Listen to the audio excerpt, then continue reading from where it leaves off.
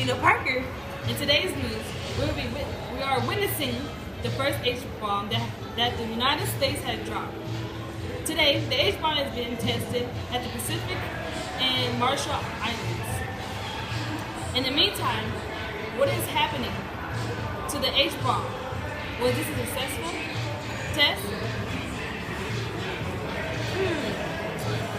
Let me ask you some questions about the Iron Base. Who do you think gonna win the Iron Base? The United States. Dang, you're very confident. Yes, I'm very confident that the United States is going to win. Okay, so how did the hydrogen bomb have a huge impact on the United States? Because it gave a huge impact over the Soviet Union. What did the H-bomb contain? Ask our very own Marie to give us the latest scoop on this topic. Marie? I'm Marie here live at the scene. Back to Marshall Islands. The H-bomb being tested for the first time. As you can see, the H-bomb is approximately 1,000 times more powerful than any other nuclear bomb.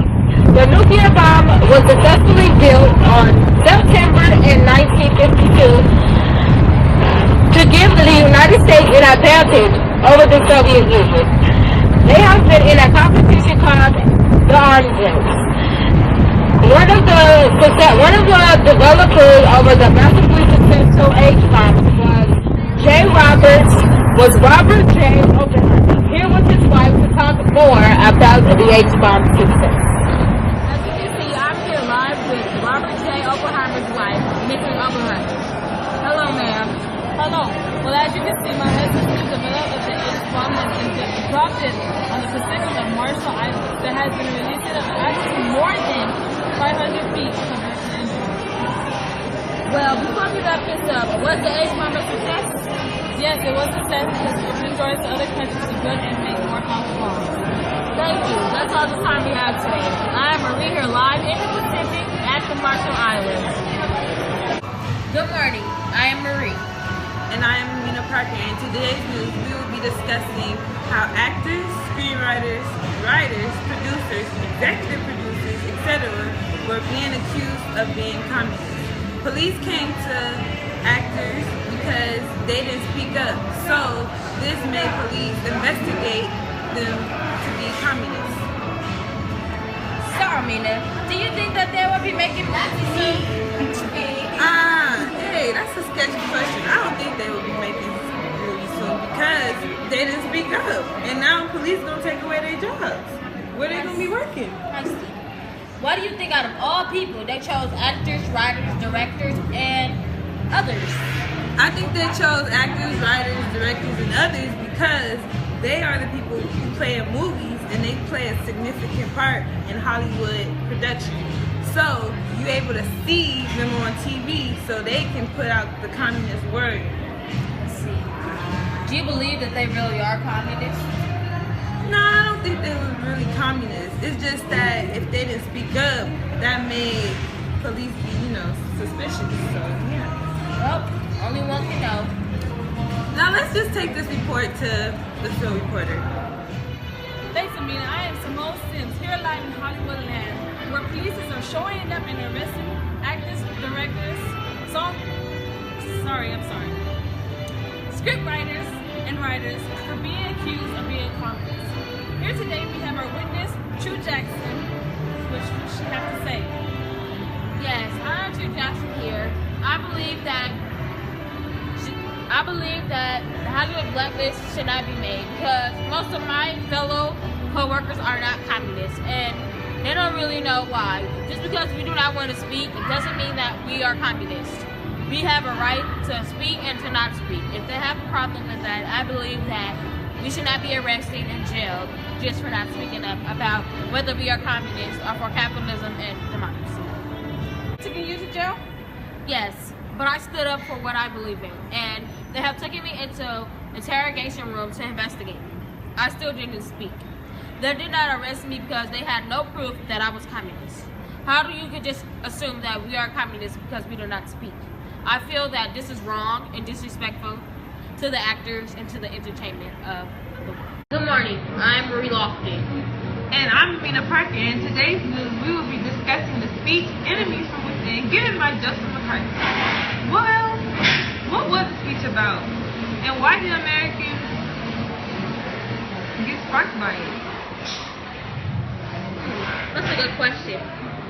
How about I ask you one? Why do you think he decided to give the speech? To inform Americans about communism, because he had a fear of communism. Is that so? Do you think he has proof that he can really show that 205 government officials are communists?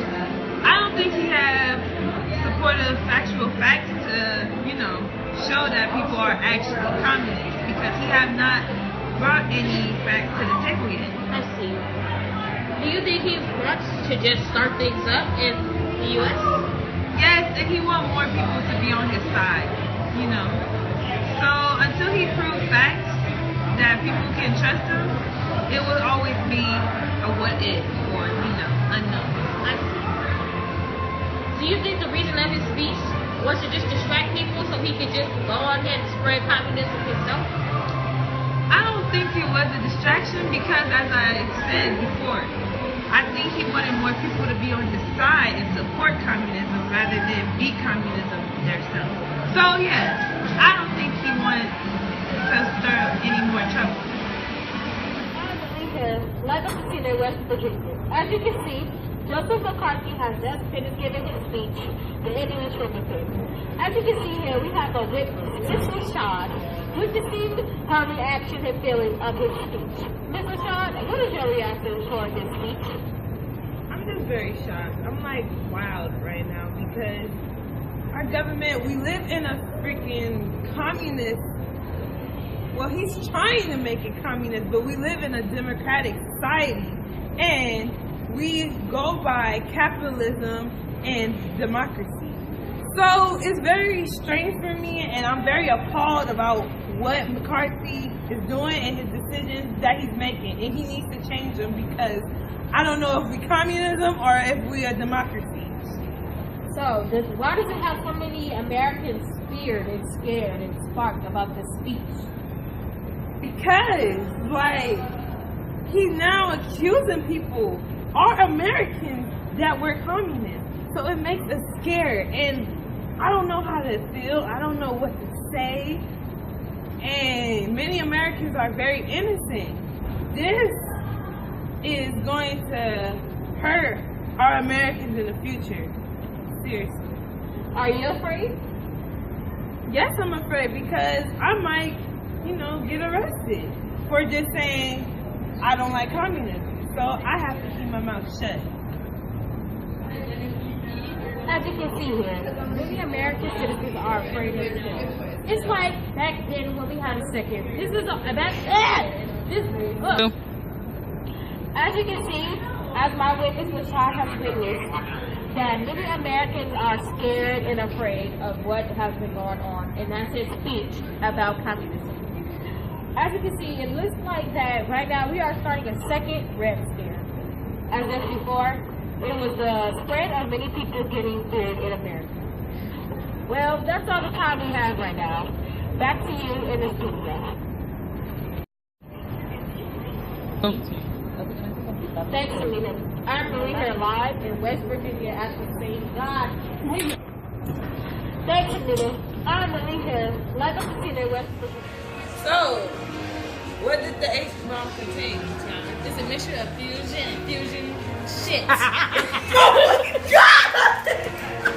Oh! Oh my god! So, Tiana, Can y'all just... Good morning. I'm